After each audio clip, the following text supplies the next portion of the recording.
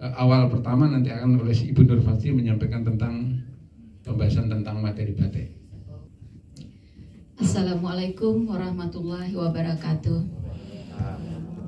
Ya, perkenalkan, nama saya Nur Fajri. Walaupun ada O-nya, tapi saya asli Kutai Kartanegara, Kalimantan Timur.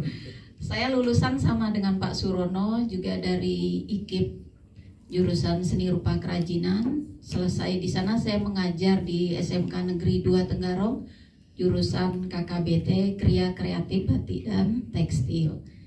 Banyak yang belum tahu kalau di SMK 2 itu ada jurusan tekstil. Jadi kami adalah guru di sana. Jadi tekstil di sana itu sudah puluhan tahun, tapi banyak yang belum tahu kalau di SMK 2 itu ada jurusan tekstil. Jadi salah satunya KKBT, Kriya Kreatif Batik dan Tekstil. Jadi batik itu betul-betul yang ditonjolkan, karena batik merupakan budaya warisan kita yang sudah diperjuangkan di tingkat internasional. Jadi saya berdiri ya Bapak Ibu. Biasa kalau guru kalau ngomong kalau tidak berdiri kayaknya kurang begitu. Jadi batik adalah kain yang diproses dengan menggunakan lilin panas. Ada orang mengatakan saya pakai baju batik, padahal itu hasil printing. Jadi kita bisa membedakan antara batik dengan yang bukan batik. Tadi Pak Padli dengan bangganya memakai batik. Saya merasa tersinggung juga tadi, karena saya di mana-mana mengajar membatik, jadi narasumber batik, tapi sekarang saya tidak pakai baju yang saya buat sendiri, dengan batik yang saya buat sendiri. Jadi batik intinya adalah kain yang diproses dengan menggunakan lilin panas. Di belakang ini ada gambar alat dan bahan yang kita gunakan untuk membatik.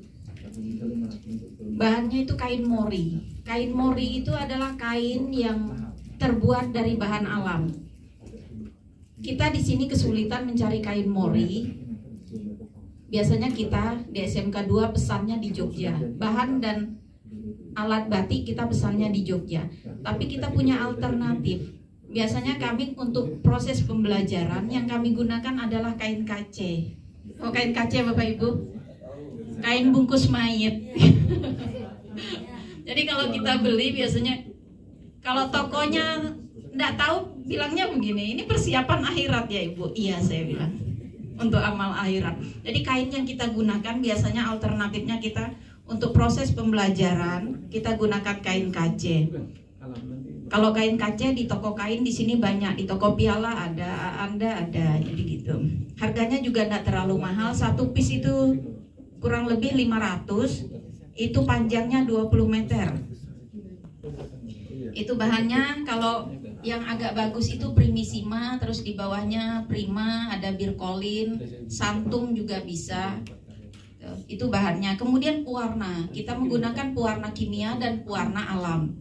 Kalau pewarna kimia itu proses pencelupan lebih mudah dan lebih gampang dan cepat.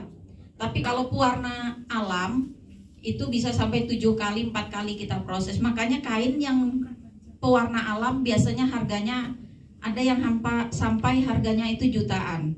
Itu kain yang pewarna alam. Dia tidak ngejreng Bapak Ibu. Dia slow warnanya, tapi harganya mahal. Itu pewarna alam. Tapi kalau pewarna kimia dia ngejreng, cuman harganya agak lebih mudah, agak lebih murah gitu. Terjangkau lah. Nah, kemudian alat yang kita gunakan itu ada gambar di belakang. Ini namanya gawangan yang terbuat dari kayu. Itu gawangan. Kalau kita membatiknya lebih panjang, besar, kita menggunakan gawangan. Tapi kalau kita membatiknya kecil, cukup dengan tangan saja. Kemudian ada canting.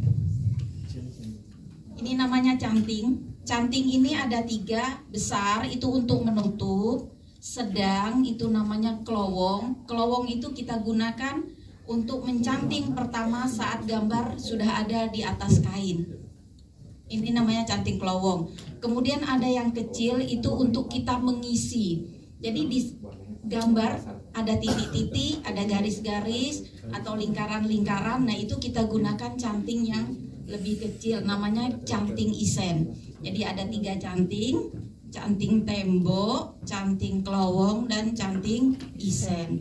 Ada juga variasi canting yang corongnya ini ada 2 dan ada 3. Tapi itu digunakan oleh yang ahli saja. Kalau kita yang pemula cukup canting yang 1. Ini canting manual. Kemudian ada juga canting cap, itu biasanya lebih besar. Nah, ini contoh canting cap dan agak berat. Nah, kalau canting cat ini kita menggunakan wajan yang agak besar. Biasanya bulat kayak baki. Kemudian ini namanya lilin Bu ya. Kita cairkan lilin ini, kemudian canting cap masuk, baru kita tempelkan di atas lembaran kain. Dan alatnya ada meja khusus yang di bawahnya ada busa, kemudian ada plastik. Ini canting manual biasa. Nah, dan ini proses cara kita pegang. Biasanya kan kalau kita pertama kali pegang canting, mungkin agak gemetaran ya Ibu ya. Agak gemetaran gini tangannya. Nah, untuk mengatasi biar tidak gemetaran ini ujung canting. Ujung canting ini kita taruh di telapak tangan kita. Ya, ujung canting kita taruh di telapak tangan kita, kemudian kita pegang demikian. Jadi ini cara kita pegang canting untuk mengatasi supaya tangan kita tidak gemetaran. Tapi kalau gemetarannya dari sini ya itu prosesnya harus latihan berarti. Ya, jadi cara mengatasi setidaknya seperti ini. Nah, kemudian kalau sudah nanti terlatih, boleh kita mungkin nyamannya pegangnya seperti ini, boleh. Jadi dengan variasi pegangnya lebih ujung lagi, boleh gitu. Nah, kemudian kalau membatik tidak hanya 2 ini Bapak Ibu yang kita gunakan. Kita bisa menggunakan kuas. Kuas yang kita bisa pakai untuk menggambar, semua bisa kita gunakan untuk membatik. Jadi kalau umpamanya tidak menggunakan batik cap, tidak menggunakan canting, kita menggunakan kuas. Karena membatik itu sebenarnya tidak kaku, tidak menakutkan, tapi menyenangkan kalau kita sudah tahu caranya. Anak-anak kami saja kalau sudah membatik, Nak sudah jam istirahat, nanti Bu sebentar. Nak sudah jam pulang, nanti Bu sebentar gitu, belum selesai tanggung. Nah, kemudian gambar yang kita taruh di atas lembaran kain itu juga bebas. Apa yang mau kita angkat? Flora fauna? Boleh. Abstrak? Boleh. Kontemporer? Boleh. Ekspresionisme? Boleh. Jadi apa saja? Gejolak apa yang ada di hati kita, kita gambar saat itu. Nah, itu nanti baru kita kuas. Kita tidak bisa menggunakan canting, alternatifnya ada kuas. Yang pasti kita menggunakan lilin panas. Itu disebut dengan batik. Apapun yang kita gunakan, asalkan kita menggunakan lilin panas, itu disebut batik. Jadi alternatifnya tidak hanya 2 ini, tapi ada kuas. Seperti itu. Jadi sangat fleksibel untuk kita berkarya.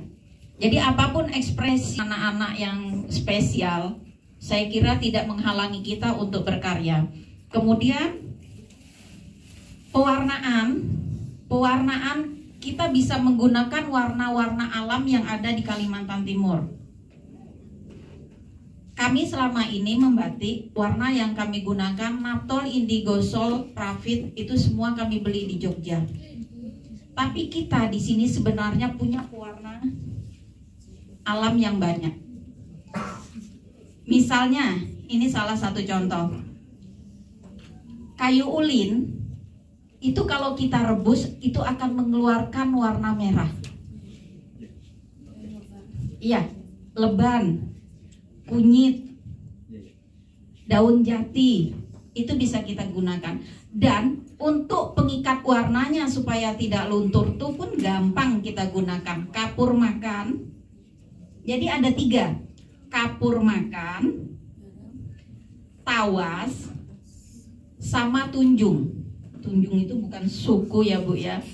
Caranya tunjung itu, kalau tunjung kami beli di Jogja, tapi bisa kita cari tunjung, kita bikin paku besi, kita biarkan berkarat, kasih air biarkan berkarat. Setelah itu karatnya itu kita kita endapkan, kita tapis, hasil beningnya itulah yang kita gunakan untuk memfiksasi kain supaya tidak luntur. Jadi pewarna-pewarna alam itu banyak di Kalimantan Timur, fiksasinya gampang. Yang paling gampang itu tawas dan kapur. Kapur mudah kita dapatkan, tawas itu untuk menjernihkan air, itu mudah kita dapatkan. Jadi dua itu, kalau kita bingung menggunakan tunjung, dua itu gampang. Kalau kita menggunakan kapur, itu warnanya agak lari ke agak setengah lebih pekat. Kalau kita menggunakan tawas, nanti warnanya sama seperti semula. Kalau kita menggunakan tunjung, itu warnanya nanti dia lebih tua, agak lebih kecoklatan kalau kita menggunakan tunjung. Jadi tiga warna itu kalau umpamanya kita memproses kain dengan pewarna alam supaya tidak luntur, tiga itulah alternatif untuk pengikat warnanya. Tapi kalau zat kimia yang kita gunakan, kalau zat kimia itu sudah langsung ada, sudah tercampur di situ. Nanti dijelaskan sama Pak Suro zat pewarna kimia seperti apa saja. Mungkin ada yang mau ditanyakan Bapak Ibu, silakan. Boleh. Fiksasi itu penguncian warna supaya tidak luntur. Itu fiksasi. Ya. Jadi pewarna kita dapat dari bahan alam, kemudian kita fiksasi. Zat yang tiga tadi itu, tapi hasilnya beda Pak nanti Pak. Satu pewarna, misalnya kita ambil tadi contohnya yang paling gampang daun jati. Daun jati kalau kita nanti fiksasi dengan tunjung, hasilnya akan lebih pekat. Kalau kita fiksasi dengan tawas, hasilnya sama. Kalau kita fiksasi dengan kapur, dia di bawah dari warna tunjung gitu. Jadi supaya tidak luntur Pak. Silakan Bapak Ibu, mungkin ada yang mau ditanyakan. Kalau tidak ada, saya lanjutkan dengan